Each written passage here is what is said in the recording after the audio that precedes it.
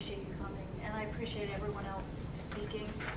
I would like to say that the idea of process and content being two separate items, and we do need to make sure that the proper process is followed. You know, we've been in partial control of our district only for 2 years. There are differing opinions. There were differing legal opinions said to the public and to board members, which is within 4 weeks of each other, as to very serious deadlines for things. There are things that really need to be clarified process-wise, so that legally, statute like 18A 1111, that we know that it actually has been followed properly and the public has been given their chance to speak. And that, as far as I know, is still not completely clarified.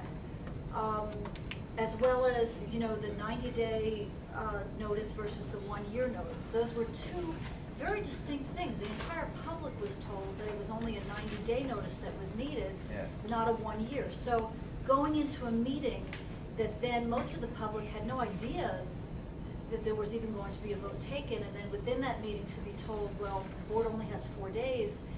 You know, I have to agree with all the things that Senator Cunningham said. We need to be vigilant, unbullied, take our time to evaluate, work with what works and what doesn't, put the needs of the children first, protect education of the children, stand up for all the children of Jersey City, and put children above politics. And we need to remember not to employ straw man arguments. That's when, if you disagree, all of a sudden you're called politically motivated or bullied or not for the children or not for public education. So it is really important to keep, you know, to just try to stay sober about all this. It is really, everybody here really wants the best for the children. And so I really look forward to doing this the right way. Well, there are legal questions, and I didn't go to law school, neither do you. You have competent legal counsel, and I can put at your disposal the legal counsel that we have at your request, and only at your request. In my conversation with the commissioner last Friday, he indicated to me that he had reviewed all of the emails and the things, but that also there had been discussions with the AG's office, and that everything that this board did was legal, proper, and within our purview to do it. So that's what Commissioner Schindler said to me on the phone last Friday. So I was not part of the conversations with the Attorney General's office, but by my reading as a layman, but 44 years in education of the regulations, I would agree with that conclusion. that's exactly what the commissioner said to me Friday. Any We other had a comments? good lengthy conversation. Any other questions for the Yes. Dr. Donaldson? Well, it's not so much a question. First of all, Commissioner, I do appreciate your coming very, very, very much. And the letter from the Commissioner I appreciate also. What I didn't appreciate, and I'm going to talk about that later, is have our own city council vote against this board. I feel that I have integrity. I feel that I have integrity. I spent 35 years in higher education. I've been on this board for 8 years.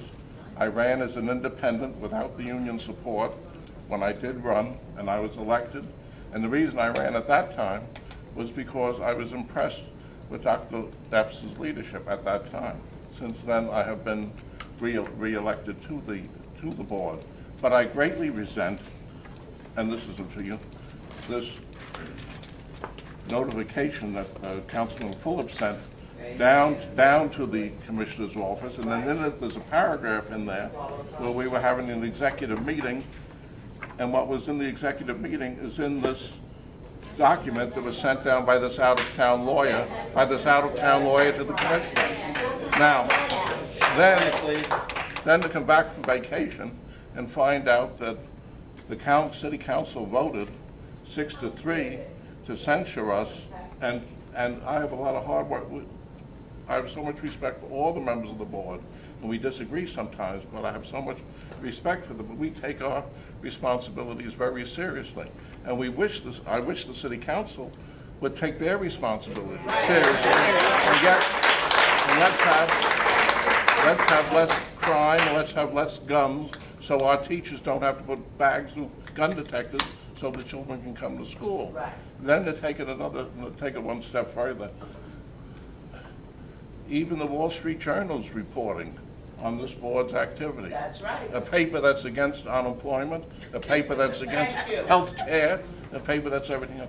But the New York Times keeps chugging along. Today, the front page story on those children who have an early childhood education, how well they succeed, and how much more money they make. We have the finest early childhood program in the state, bar none, that takes care of them, and that is all through Dr. Epps' leadership. That's right. Then, the Times a week ago, before a Vermont principal has moved out after being a successful principal for 7 years, that's what we had to do in the Fred Martin School, because our 7 years were up. We had an excellent principal there. I brought the education committee down to the Fred Martin School to have our meeting there because the school was running so well. But that principal got rid of teachers who weren't performing. The school is moving along. However, the 7 years are up, so the whole school had to be changed. Only Dr. Epps could change the school. They wrote a successful grant, and it's going to open up as a new state-of-the-art school. And then you take a conservative like David Brooks. He has an article 10 days ago about how important reading is. How important reading is. The latest studies, those people that read succeed, those that don't read don't succeed. This is the only school district that every child that went home in June went home with a book to read this summer. This is the only school district. This is the only school district. This is the only school district where you can turn on the cable and have the supervisors explaining what you're supposed, how the different assignments for the different grades. And all of this was Dr. Epps' idea, and then it filtered down through the big organization and the bureaucracy and this, that, and the other thing. But every child walked home with a book, an enjoyable book that they could read this summer. So when you're talking to the commissioner, tell them that some of us feel very strong on some of these items because we're here for the children of the city, and every child has a better chance in the city because of Dr. Epps, and especially those that are very poor, and then the last bastion of segregation, our special ed population. We also, in addition to early childhood, we have the finest special ed services and department of any throughout the state. And people throughout the state come here to see and all of this has happened because of his leadership. So thank you very much, Commissioner. I appreciate it.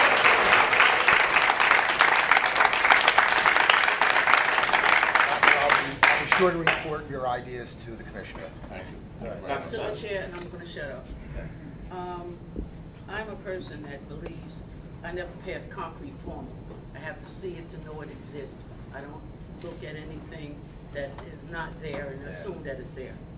This is the article from the Wall Street Journal. It is appalling to me that the Jersey Journal had nothing to do. Amen. But for the past 2 weeks, I don't see nobody's face but Dr. Epps and Steve Fuller. Dr. Epps, that's right, Steve Fuller. I downloaded this today because something told me spiritually, go see what's going on and what the people are looking at. Would you please give this to him and tell him this is, yes, the Shumler, and let him know what the public is really looking at. We have nothing, we're just being fed nothing but look at Dr. Epps' salary, look at what Dr. Epps is doing, look at Steve Fuller and what he's doing. I mean, the community's in an uproar because that's all's on the front page of the paper. That's right. And that's been going on for a whole month and a half. And I chronologically took it down off the internet on NJ.com just to see why the public is stirred up. They're stirred up because the Jersey Journal stirred them up by having this on the front page. And I have a copy for anybody that wants a copy. So chronologically, you can see what we had to look at and why they're all upset. They have a right to be upset because they're not getting the other side. They're only getting the one side of the little 2,000 petitions that were sent through, and they made it a big stink. The Jersey Journal did this. They gave him the opportunity to have a stage to stand on and to sit there and to blindly beat our superintendent up. And it's not fair to the board, it's not fair to the taxpayers. Right. We are not the first district in the world. And I want him to see just how Fulop has politicized this whole situation. Thank you.